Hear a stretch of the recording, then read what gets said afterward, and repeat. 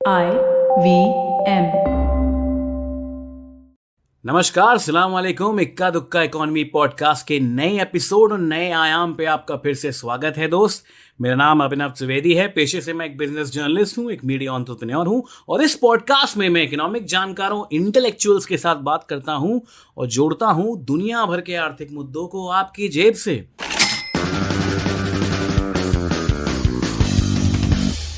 और आज के हमारे इंटेलेक्चुअल हैं विक्रम लिमसे साहब। Vikram Limse is the CEO of Helicon consulting. Geopolitical expert हैं और दुनिया भर की जियोपॉलिटिक्स को जोड़ते हैं आपकी कंपनी की स्ट्रैटेजी के साथ, आपकी कंपनी की फ्यूचर के साथ। फिर आपकी कंपनी छोटी हो या बड़ी, लिमसे साहब has a solution for it. Vikram साहब, बहुत बहुत धन्यवाद इक्का दुक्का इकोनॉमी में हमको ज्वाइन करने के लिए। कैसे हैं आप? नमस्कार Vinod ji, thank you for having me here. It's our pleasure Vikram Sahab. और आज का एपिसोड विक्रम जी, हमने श्रीलंकन क्राइसिस पे आपसे बात की थी पिछले वाले एपिसोड में आपके साथ। आज का एपिसोड है इकोनॉमिक रिसेशन पे। मेरा सवाल आपसे ये है कि दुनिया भर में आज तक हम सुनते आए हैं, इकोनॉमिक टेक्स्ट बुक्स में पढ़ते आए हैं और जो न्यूज चैनल है उनमें भी बात होती रहती है कि इकोनॉमिक रिसेशंस, डिप्रेशन और रिसेशन, जो दोनों में एक फर्क होता है। 1929 में ग्रेट डिप्रेशन आया था अमेरिका में और उसकी छाप लगभग 100 साल हो चुके हैं, आज तक मानवता महसूस करती है। हमारी जनरेशन, जो मतलब मिलेनियल्स जिनको मैं बोलूंगा, उन्होंने अपने सामने 2008 का क्राइसिस देखा है। अगर उससे पहले कोई थोड़े से और बड़े हुए तो शायद उन्होंने .com बबल क्राइसिस जो 90s में आया था वो देखा था। मेरा आपसे सवाल ये है कि इस तरह के जो क्राइसिस होते हैं, इकोनॉमिक क्राइसिस, वो पनपते कैसे हैं, कहां से आते हैं और शुरू कहां से होते हैं? How do they and up becoming so big? तो अभिनव जी, इसमें एक बात समझ लेने की ये है कि ये जो अतिशयोक्ति यूज की जाती है, जो एडजेक्टिव्स यूज किए जाते हैं, ग्रेट, क्राइसिस, ये सब थोड़ा मार्केटिंग गिमिक्री होती है। वरना डिप्रेशन और स्टैगफ्लेशन और इन्फ्लेशन या डिप्रेशन, जो भी आप कहें, ये एक इकोनॉमिक साइकिल होती है। देखिए, जो मॉडर्न इकोनॉमी होती है, जो केनीशियन इकोनॉमिक मॉडल जो होता है, वो जो इकोनॉमिक मॉडल होता है वो एक कंजम्पशन इकोनॉमी पे डिपेंडेंट होता है। ये पूरा कैपिटलिस्टिक इकोनॉमी का जो राज है, जो गूढ़ मंत्र है, वो कंजम्पशन इकोनॉमी। और कंजम्पशन इकोनॉमी में जो मेन चीज होती है, कोई चीजें बनाता है या सर्विसेज बनाता है और कोई उसको कंज्यूम करता है। तो ये जो डिप्रेशन या रिसेशन होता है, ये इसका एक कैरेक्टर है। ये आप 1929 की जो बात कर रहे थे, या फिर .com बबल की जो बात कर रहे थे, या हाउसिंग बबल की बात कर रहे थे, या सब प्राइम क्राइसिस जो हुआ था उसकी बात कर रहे थे, ये एक साइन पोस्ट हैं, माइलस्टोन्स हैं। होता क्या है, इस कैपिटलिस्टिक मॉडल में, कंजम्पशन इकोनॉमी के मॉडल में, ये एक साइक्लिकल वेव कर्व जैसे होता है। कभी ऊपर जाता है, कभी नीचे जाता है, कभी ऊपर जाता है, कभी नीचे जाता है। 1929 से लेकर के आज तक पूरी दुनिया में 50-60 बार डिप्रेशन हो चुके हैं। तो ऐसा नहीं कि कुछ 4 ही डिप्रेशन हुए या कोई ऐसा मेजर माइलस्टोन, ऐसे बड़े छोटे मोटे आगे पीछे बहुत सारे डिप्रेशन होते रहते हैं। तो कंज्यूमर इकोनॉमी में कोई कुछ बनाता है, कोई कुछ लेता है। अब एक डिमांड कांस्टेंट रहती है। ये सिंपल टर्म्स में, यदि आपको मैं आलू की भाजी बना दूं, आप कितना खाएंगे? कभी उसको आलू फ्राई करके खाएंगे, कभी भाजी बनाएंगे, कभी डोसे में डालेंगे, कभी पराठा बनाएंगे, कितना कितना खाएंगे। एक लेवल आता है हर चीज में, जो कंजम्पशन की एक लेवल होती है वो रीच कर जाती है। फिर उसके बाद मार्केटिंग काम करता है कि और अपने को उसकी नीड या डिमांड क्रिएशन की जाए। फिर आपको नए नए तौर तरीके से उसको, पहले फैन लगता था, उसके बाद कूलर लगता था, फिर एसी लगता था। हर चीज आपको ठंडा करने के लिए दुनिया में बहुत सारी चीजें आती जाती हैं।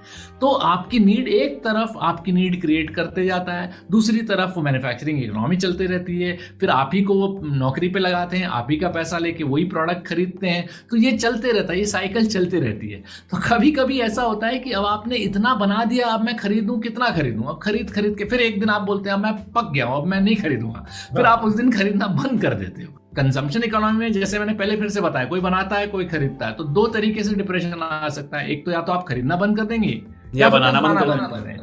अब इस बार का जो प्रॉब्लम हुआ था, ये सप्लाई लेड रिसेशन था जी। अब इसमें क्या हुआ था, सरकार, पैसे तो लोगों के पास थे, सरकार ने पैसे दे भी दिए थे, लेकिन सप्लाई चेन्स बंद हो गई।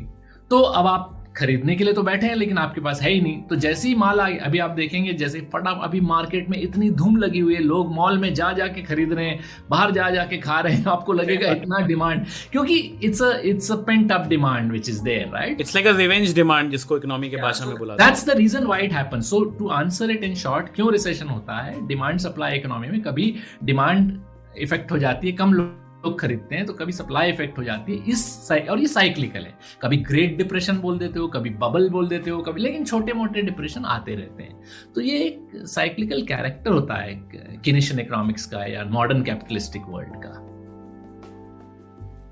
कीनेशियन इकोनॉमी की आपने बात करी विक्रम साहब, हम लोग हमेशा टेक्स्ट बुक में करते रहे। मैं तो इकोनॉमी का स्टूडेंट हूँ, मुझे बड़ा मजा आता है इन सब के बारे में रिसर्च करने में और पढ़ने में। बट विक्रम साहब, ये आपने बहुत ही आर्टिकुलेट इसको बहुत अच्छे से किया। पर अगर हम एक एग्जाम्पल लेते हैं, फॉर एग्जाम्पल, अब तो हिंदुस्तान जो है वो ग्लोबल इकोनॉमी में ज्यादा जुड़ा है as oppose to 10 years ago या 20 ईयर्स अगो, या जब हमारा लिबरलाइजेशन नहीं हुआ था तब। मैं आज की जनरेशन की समझने के लिए एक एग्जाम्पल लूंगा और उसको हम लोग, मेरे ख्याल से that will be sufficient to explain to our audience. 2008 का जो इकोनॉमिक क्राइसिस आया था, जो सब प्राइम क्राइसिस, जो यूएस में मॉर्गेज क्राइसिस के नाम से भी जाना जाता है, उसको अगर हम समझें कि मतलब उसका इम्पैक्ट हिंदुस्तान तक कैसे पहुंचा, वो कैसे हुआ, इसके बारे में बहुत कुछ बोला जा चुका है। पर उसका इम्पैक्ट इंडिया पर भी कुछ हद तक हुआ था, हालांकि उतना प्रभाव नहीं हुआ था जितनी यूरोप या फिर आपका साउथ ईस्ट एशिया में हुआ था, बट इंडिया कहीं ना कहीं अफेक्ट हुआ था। तो यूएस में पनपा हुआ एक डेवलपमेंट कैसे हिंदुस्तान की ऑडियंस को या कुछ तबके को अफेक्ट करता है, या फिर आगे आने वाले समय में अगर दुनिया के कोने में कुछ डेवलपमेंट होता है तो वो इंडिया जैसे देश को कैसे अफेक्ट कर सकता है, इसको एक एग्जाम्पल से आप समझा दीजिए।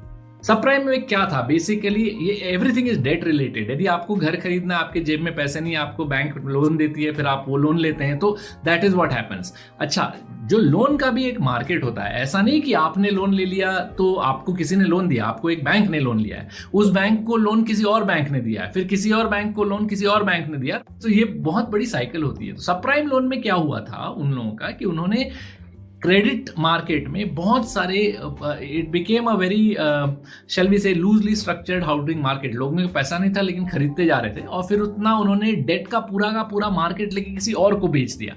बट वो बात दूर है, अब हम लोग जरा स्पेसिफिकली बात करते हैं ना, वेरी सिंपल मैनर। ये बेसिकली फंडा क्या है, रिसेशन में दो चीज होती है, एक तो इन्फ्लेशन, प्राइस, दो चीज बात करते हैं, प्राइस राइज की बात होती है और इंटरेस्ट रेट्स की बात होती है।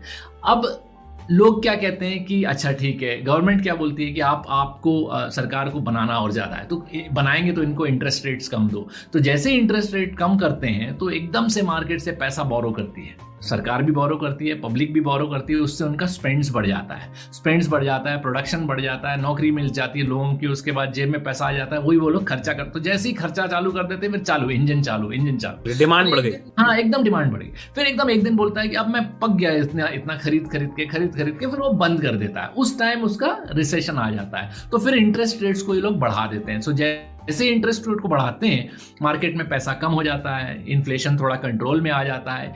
ये एक, जैसे आप भी स्टूडेंट हैं इकोनॉमिक्स के, तो इंटरेस्ट रेट से लोग इन्फ्लेशन कंट्रोल करते हैं। लेकिन मेरा कहने का मतलब इंडिया के परिप्रेक्ष्य में ये है कि यहाँ तो एक ऐसी कंट्री है जहाँ पे प्याज के दाम से ऊपर नीचे हो गया तो सरकारें गिर जाती हैं। तो हर एक का अलग कंडीशन, हमारे यहाँ इन्फ्लेशन का अलग मायने होता है, वेस्टर्न वर्ल्ड में अलग मायने होता है। हाँ, थोड़ा पूरा ग्लोब कनेक्टेड है, लेकिन इतना भी नहीं है कि हर चीज का कुछ ना कुछ हो। मान लीजिए कहीं कहीं पे ऐसा भी होता है कि रिसेशन एक कंट्री में हो रहा है, वहां पे दूसरे कंट्री में रिसेशन ना भी हो रहा।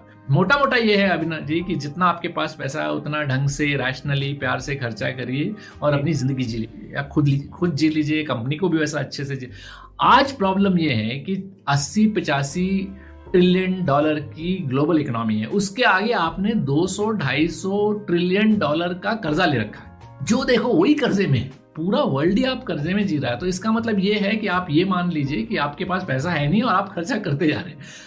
अब ये तो फिर हमारे पुरखों ने बता के रखा ही हुआ है कि जितनी चादर उतना पैसा, है ना। जिस तरफ हमारी दुनिया जा रही है और जिस तरफ अभी दुनिया का माहौल है, रशिया यूक्रेन का चल रहा है, अभी श्रीलंकन क्राइसिस हो रहा है, फिर ट्रेड प्रोटेक्शनिज्म भी आ रहा है, यूएस में अलग इन्फ्लेशन बढ़ा हुआ है, तो वहां का बॉन्ड मार्केट स्ट्रांग हो रहा है, लोग यहां से पैसा निकाल रहे हैं। आने वाले समय में क्या आप कोई रिसेशन या डिप्रेशन आता हुआ देखते हैं अगले 10-15 सालों में? अगर हाँ तो क्यों, अगर ना तो क्यों? और एक आम आदमी को, हिंदुस्तान में बैठे हुए बिजनेस क्लास जो छोटे छोटे बिजनेस करते हैं, जिनका थोड़ा बहुत डिपेंडेंस हो सकता है इंटरनेशनल डेवलपमेंट्स पे, उनके लिए आपकी क्या राय है?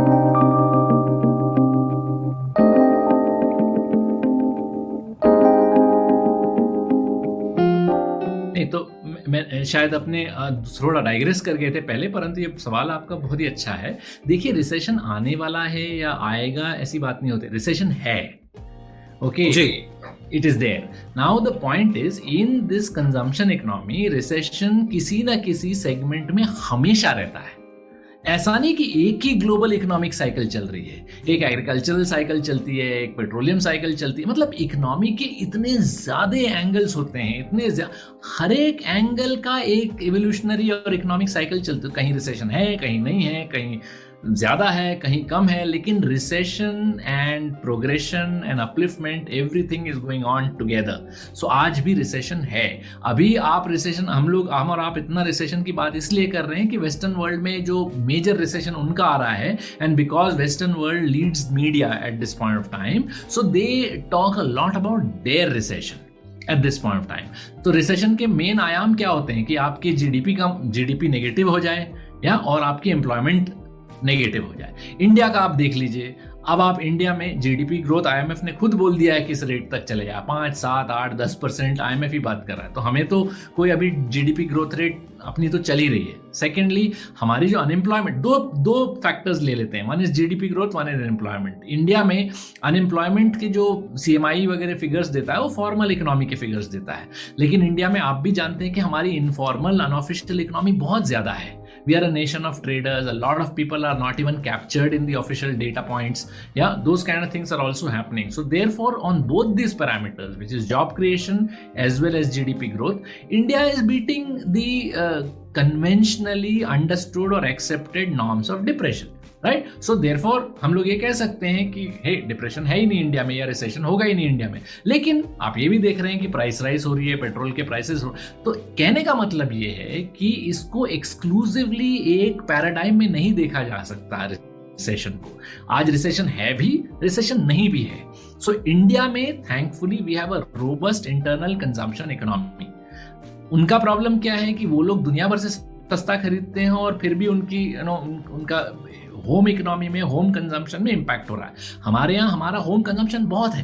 तो आप कंजम्पशन को भी इंडिया में देखिए कि हमारी इतनी बड़ी आबादी है, एक सेक्शन है वो अलग टाइप का कंजम्पशन करता है, एक सेक्शन अलग टाइप, एक सेक्शन मर्सिडीज, बीएमडब्ल्यू, ऑडी खरीदता है, दूसरा सेक्शन जाकर के बाजार में हाट में कुछ खरीदता है। So consumption has also various angles in our country. So in our country which is so multi layered, हमारे यहाँ इतना, मेरे ख्याल से this is a slightly contrarian opinion, हमारे यहाँ इतना रिसेशन को डरने की जरूरत नहीं है। Thank God for that. ऐसा, और ये भी नहीं कर रहा हूं कि रिसेशन नहीं है, मैंने कहा रिसेशन की डरने की जरूरत नहीं है। कहीं रिसेशन होगा, कहीं रिसेशन नहीं भी होगा। आप ये बोलोगे अरे मुझे MG हेक्टर की गाड़ी आजकल नहीं मिल रही है क्योंकि उसके रेट्स बहुत बढ़ गए, या एयरलाइन के रेट्स बहुत बढ़ गए, एक वो लेवल है। दूसरा, आप गांव में चले जाइए, छोटे हाट में चला जाए, बोलता है ठीक हो, मेरे को थोड़ा पालक की सब्जी उसी रेट में मिल रही है। अब आप क्या कहोगे? So therefore, we have a very multi-layered society, multi-layered economy, multi-layered cultural economy. So therefore, we have to look at it in that manner. रही बात रिसेशन है या नहीं है और नहीं भी है। हमें इंडिया में वरिड रहना चाहिए। Sure, we should be worried like any prudent or any pragmatic person, हमें भी रहना है। और इसके लिए हमें अपने पुरखों की एडवाइस में हमेशा ज्ञान रखना चाहिए कि जितनी चादर हो उतना आप पैर पसारिए, आपका कुछ नहीं होने वाला खराब। जितनी चादर हो उतने पैर पसारिए। Last closing remarks Vikram ji आपके, उन लोगों को जो मतलब आपके कोर टीजी हैं, मतलब स्मॉल B2B क्लाइंट्स हैं, या फिर जो इंटरनेशनल डेवलपमेंट्स पे थोड़े निर्भर रहते हैं, उनको किस तरह की प्रोएक्टिवनेस दिखानी चाहिए, या फिर किस तरीकों से थोड़ा सजग रहना चाहिए, जो थोड़ा बहुत इंटरनेशनल डेवलपमेंट्स पे, चाहे से इम्पोर्ट एक्सपोर्ट हो या फिर कोई स्टील पे डिपेंडेंट कोई एंटरप्रेन्योर हो, चाहे चाइना जो हमारे देश में डंप करता रहता है स्टील, तो किस तरह के थोड़े बहुत प्रिकॉशंस इस तरह के व्यापारियों को रखने चाहिए? मोस्ट इंपॉर्टेंट, आपको क्रेडिट टर्म्स पे बहुत ध्यान रखना पड़ता है। मैं आपको एक सिंपल पर्सनल एग्जांपल, हमारी कंपनी का एक एग्जांपल बता देता हूं। हमने एक चीज़ मंगाई, मैंने शायद पिछली बार बोला था, हमने एक चीज़ मंगाई यूरोप से। वो कंटेनर पहले अटक गया यूरोप में। ओके, वो इसलिए अटक गया कि वो डेनमार्क से कंटेनर आ रहा था, और वो डेनमार्क से जो कंटेनर आ रहा था उसके अंदर उनको लगा कि कुछ रशियन आइटम है। तो उन्होंने वो पूरा का पूरा ऑफलोड कर दिया लंदन में। ओके, वहां पे 1 महीना रुक गया, फिर वहां से सेल करते करते श्रीलंका आया। अब हमारी किस्मत ऐसी कि श्रीलंका का जो प्रॉब्लम था उसी वक्त चालू हो गया।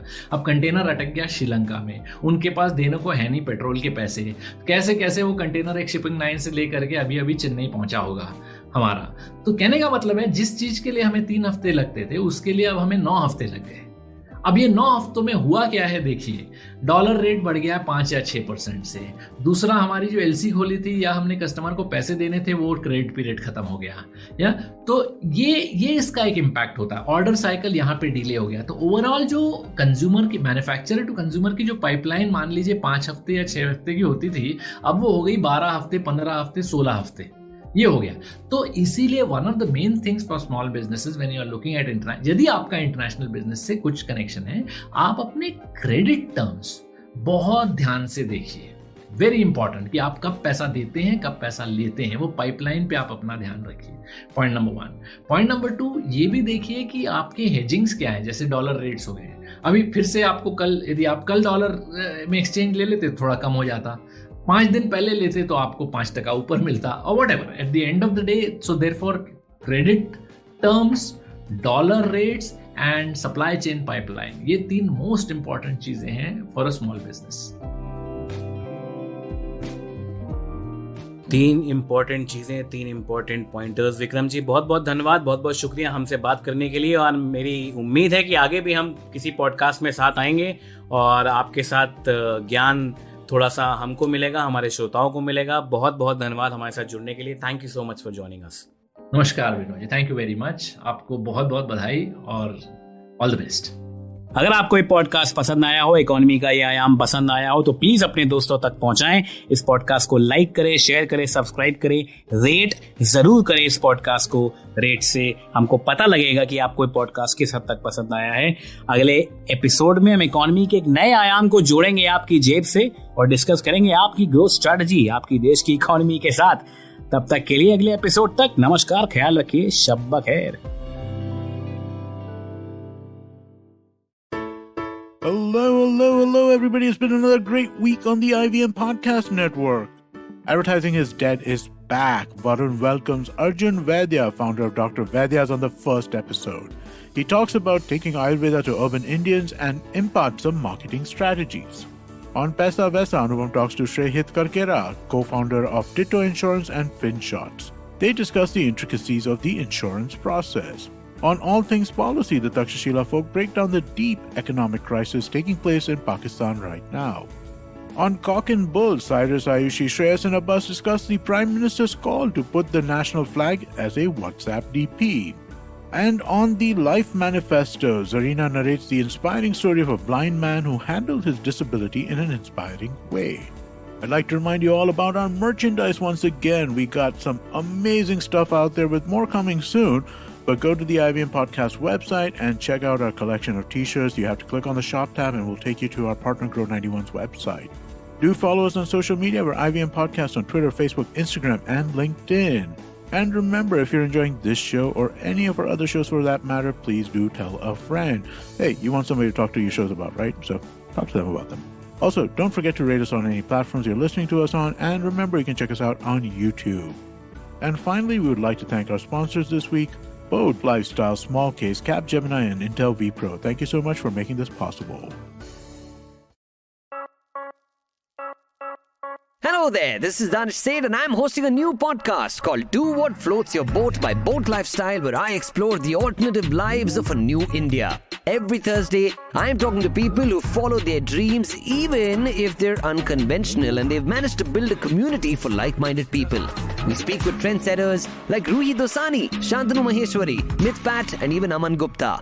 Tune in to new episodes on the IVM Podcast app and website, the Boat YouTube channel, or actually wherever you get your podcasts from.